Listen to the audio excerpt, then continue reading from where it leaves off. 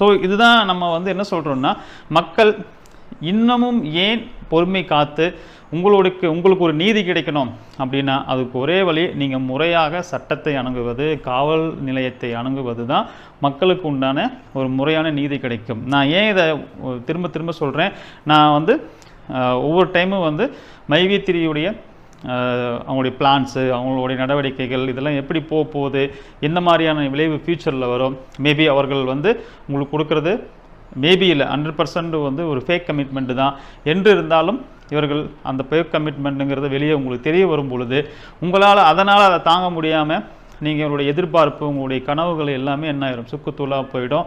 ஏன்னா நீங்கள் எல்லாம் கடன் வாங்கி போட்டிருப்பீங்க. உங்கள் பணத்தை நீங்கள் போடுறீங்க அப்படிங்கிறத தாண்டி மற்றவர்களுக்கு ரெக்கமெண்ட் பண்ணுறீங்க பாருங்கள். நீங்களும் போடுங்க, நான் போட்டிருக்கிறேன், ஏன் நான் இருக்கிறேன், நான் ஆட்சின்னு கூட நிறைய பேர் என்ன சொல்லியிருப்பாங்க. அதுக்கு